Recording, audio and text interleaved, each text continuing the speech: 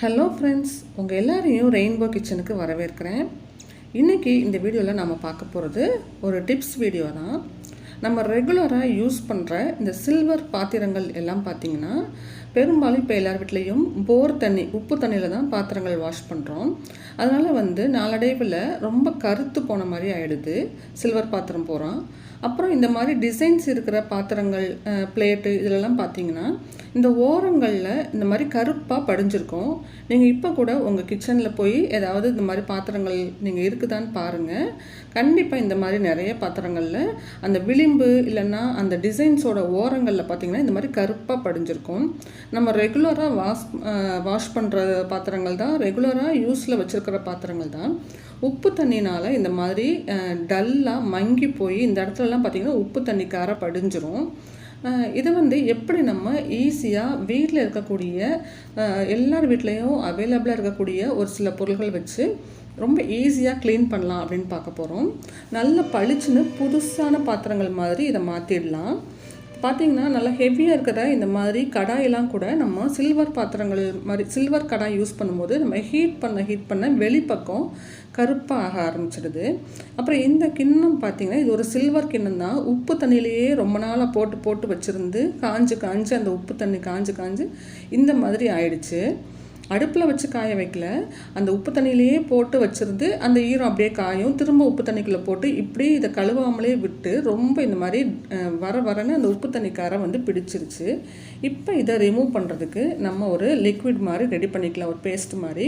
அதுக்கு நல்லா திக்காக கரைச்சி கொஞ்சமாக புளி எடுத்துக்கோங்க. ஒரு லெமன் சைஸ் அளவுக்கு புளி நல்லா திக்காக கரைச்சி எடுத்துக்கோங்க. அதில் ஒரு 2 டீஸ்பூன் அளவுக்கு உப்பு சேர்த்துக்கோங்க, தூள் உப்பு சேர்த்துட்டு. அதுக்கப்புறமா இதில் ஒரு 2 டீஸ்பூன் அளவுக்கு பேக்கிங் சோடா, நம்ம சமையலுக்கெல்லாம் பயன்படுத்துகிற சமையல் சோடா இருக்கு இல்லையா, அதை சேர்த்துக்கோங்க. சோடா சேர்க்கும் போது அது அந்த புளி தண்ணியோட ரியாக்ட் ஆகி இந்த மாதிரி நுரைச்சி வரும். இது கூடவே 1 டீஸ்பூன் அளவுக்கு நம்ம பாத்திரங்கள் கழுவுறதுக்கு யூஸ் பண்ணுற ஜெல், ஏதாவது டிஷ்வாஷ் ஜெல் சேர்த்துக்கோங்க. இப்போ இது எல்லாத்தையும் சேர்த்துட்டு இந்த மாதிரி நல்லா மிக்ஸ் பண்ணிங்கன்னா இந்த மாதிரி நுரைச்சி ஒரு பேஸ்ட் மாதிரி உங்களுக்கு ஃபார்ம் ஆகி வரும். இப்போது இந்த பேஸ்ட்டை நம்மளுடைய அந்த பாத்திரங்களில் அந்த கருப்பாக இருக்கு இல்லையா, அந்த இடங்களில் பூரா அப்ளை பண்ணி விட்டுடுங்க. இந்த டிசைன்ஸுக்கு நடுவில் கண்டிப்பாக இந்த மாதிரி கருப்பாக பிடிச்சிருக்கும். இதை பூரா அப்ளை பண்ணிவிடுங்க. எடுத்த உடனே இதை நீங்கள் கையால் தொட வேண்டாம். நம்ம பேக்கிங் சோடா போட்டிருக்கோம் அப்படிங்கிறதுனால கொஞ்சம் அது ரியாக்ட் ஆகும் புளியோட. அதனால் கொஞ்சம் இந்த மாதிரி அப்ளை பண்ணுறதுக்கு ஏதாவது க்ளீனிங்க்கு யூஸ் பண்ணுற ப்ரஷ்ஷு மாதிரி யூஸ் பண்ணிக்கோங்க. இப்போ இந்த டிஃபன் பாக்ஸ்லாம் பார்த்திங்கன்னா கொஞ்சம் அப்பப்போ கொஞ்சமாக சுட வைக்கிறதுக்கு டேரெக்டாக ஸ்டவ்வில் வச்சு கேஸில் வச்சு சூடு பண்ணும்போது இந்த மாதிரி கருத்து போயிடுது. இப்போ இந்த டிசைன்ஸ் உள்ள பாத்திரங்கள்லாம் அந்த டிசைன்ஸுக்கு நடுவுலலாம் இந்த மாதிரி அப்ளை பண்ணி விட்டுக்கோங்க. இது ஒரு 2-3 நிமிஷம் மட்டும் இது ஊற வச்சா போதும். ரொம்ப நேரம் ஊற வைக்கணும் அப்படிங்கிற அவசியம் இல்லை. இப்போ பாருங்கள், இந்த பிளேட்டில் பூரா அந்த ரவுண்டாக சுற்றி கருப்பாக இருக்கும். பிளேட்டுமே கருப்பாக அந்த சில்வருடைய பளபளப்பு போய் ரொம்ப டல்லாக இருக்குது. இப்போ இது எல்லாத்துலேயுமே நம்ம இந்த மாதிரி நம்ம ரெடி பண்ணி வச்சுருக்க இந்த லிக்விடை முதல்ல அப்ளை பண்ணிக்கலாம். ஒரு 2-3 நிமிஷம் மட்டும் அப்ளை பண்ணி வச்சுட்டு அதுக்கப்புறமா நம்ம இதை ஸ்க்ரப் பண்ணி எடுத்துக்கலாம். ஸ்க்ரப் பண்ணுறதுமே ரொம்ப கை வலிக்க ஸ்க்ரப் பண்ண வேண்டிய அவசியம் கிடையாது. இந்த பாத்திரங்கள் எல்லாம் ரொம்ப இந்த மாதிரி உப்பு தண்ணீர் போட்டு வாஷ் பண்ணி கலர் மங்கும் போது ஒரு 3-4 மாதத்துக்கு ஒரு தடவை நீங்கள் இந்த மாதிரி லிக்விட் ஒன்று ரெடி பண்ணி இந்த ரொம்ப கருத்து போன பாத்திரங்கள்லாம் இது மாதிரி அப்ளை பண்ணி க்ளீன் பண்ணிக்கிட்டிங்கன்னா பாத்திரங்கள்லாம் எப்போவுமே பளிச்சுன்னு புதுசு போல் இருக்கும். இப்போ முக்கியமாக நம்மளுடைய இந்த உப்பு தண்ணி கரை பிடிச்ச இந்த கிண்ணத்துலேயுமே இந்த லிக்விடை நம்ம அப்ளை பண்ணிக்கலாம். இப்போ ஒரு 2-3 நிமிஷத்துக்கு அப்புறமா இந்த மாதிரி ஒரு ஸ்டீல் ஸ்க்ரப்பர் யூஸ் பண்ணி நம்ம ரெடி பண்ணி வச்சுருக்கிற அந்த லிக்விடையே தொட்டு நல்லா இது மாதிரி வாஷ் பண்ணிக்கோங்க. பிளெயினாக இருக்கிற இடத்துல சும்மா தேய்ச்சாலே போதும், அந்த பாத்திரங்கள் எல்லாம் புதுசான சில்வர் பாத்திரங்கள் மாதிரி ஆகிடும். அந்த விளிம்புகளில் அப்புறம் அந்த டிசைன்ஸுக்கு நடுவில் மட்டும் கொஞ்சம் கான்சன்ட்ரேட் பண்ணி அந்த ஸ்க்ரப்பர் வச்சு லைட்டாக தேய்ச்சி எடுத்திங்கன்னா அந்த கருப்பாக இருக்கிறது எல்லாமே ரிமூவ் ஆகிடும். நான் ஒரு சில பாத்திரங்களில் இதை யூஸ் பண்ணி பார்த்து அந்த கருப்பாக படிஞ்சிருக்கிறது போயிருச்சு. எனக்கு ரொம்பவே ஆச்சரியமாக இருந்தது. அதனால தான் கண்டிப்பாக இந்த டிப்ஸை ஷேர் பண்ணிக்கணும் அப்படிங்கிறதுக்காக இந்த வீடியோ உங்களோட ஷேர் பண்ணிக்கிறேன். இப்போ இந்த மாதிரி எல்லா பாத்திரங்களையும் நம்ம தேய்ச்சி எடுத்துக்கலாம். பாருங்கள், இந்த ஓரங்கள்லாம் கருப்பாக இருக்கிறது உங்களுக்கு வீடியோவில் பார்த்தாலே தெரியும். அந்த இடத்துல மட்டும் கொஞ்சம் அழுத்தம் கொடுத்து தேய்ச்சிக்கோங்க. மற்றபடி நார்மலாக இருக்கிற இடத்துலலாம், ப்ளெயினாக இருக்கிற இடத்துலலாம் நீங்கள் சும்மா நார்மலாக நம்ம பாத்திரம் எப்படி ஸ்க்ரப் பண்ணுவோமோ அது மாதிரி இது பண்ணாலே போதும். நல்ல பளபளன்னு புதுசு போல் ஆகிடுது. இதே மாதிரி இப்போ எல்லா பாத்திரங்களையும் நான் லைட்டாக வந்து ஸ்க்ரப் பண்ணி விட்டுக்கிறேன். ஸ்க்ரப் பண்ணிவிட்டு நான் தண்ணியில் நல்லா வாஷ் பண்ணிவிட்டு உங்களுக்கு காமிக்கிறேன். இப்போ உங்களுக்கு நல்ல டிஃப்ரென்ஸ் தெரியும். இந்த வீடியோவில் இப்போ நான் ஸ்க்ரப் பண்ணி வாஷ் பண்ணதுக்கப்புறமா முதல்ல இந்த பாத்திரங்கள் எப்படி இருந்தது அப்படிங்கிறதையும் உங்களுக்கு காமிச்சிருக்கேன். அப்புறம் நம்ம வாஷ் பண்ணதுக்கப்புறம் எப்படி இருக்குங்கிறதையும் காமிச்சிருக்கேன். நல்ல டிஃப்ரென்ஸ் தெரியும் உங்களுக்கு. ஸ்கிப் பண்ணாமல் பாருங்கள். பாருங்கள், நான் சொன்ன மாதிரி அந்த டிசைன்ஸ் இருக்கிற இடத்துல மட்டும் கொஞ்சம் அழுத்தம் கொடுத்து தேய்ச்சிங்கன்னா அந்த கருப்பாக படிஞ்சிருக்கிற அந்த படிவு பூரா வந்து உங்களுக்கு ரிமூவ் ஆகிடும். பாத்திரங்களுமே கலர் மங்கி போயிருக்கிறது வந்து நல்லா பளிச்சுன்னு மாறிடும்.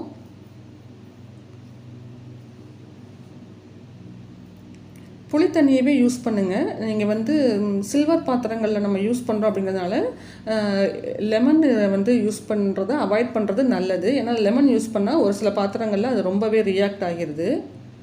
இப்போ நம்மளுடைய இந்த உப்பு தண்ணி கரை படிஞ்சிருக்கிற இந்த கிண்ணத்தையும் நல்லா வாஷ் பண்ணிக்கலாம், நல்லா தேய்ச்சிக்கலாம். இப்போ பார்த்தாலே தெரியும் உங்களுக்கு, தேய்க்க தேய்க்க அந்த கரை வந்து போயிருக்கு பாருங்கள். எவ்வளோ தூரம் திப்பி திப்பியாக அந்த கரை அப்படி படிஞ்சிருந்தது. நம்ம தேய்ச்ச இடத்துல பாருங்கள் அப்படியே ரிமூவ் ஆகிடுச்சு. இதை இன்னொரு 2 நிமிஷத்துக்கு நல்லா தேய்ச்சிட்டு நான் இப்போ எல்லா பாத்திரத்தையுமே நல்லா வாஷ் பண்ணி எடுத்துகிட்டு வந்துட்டேன்.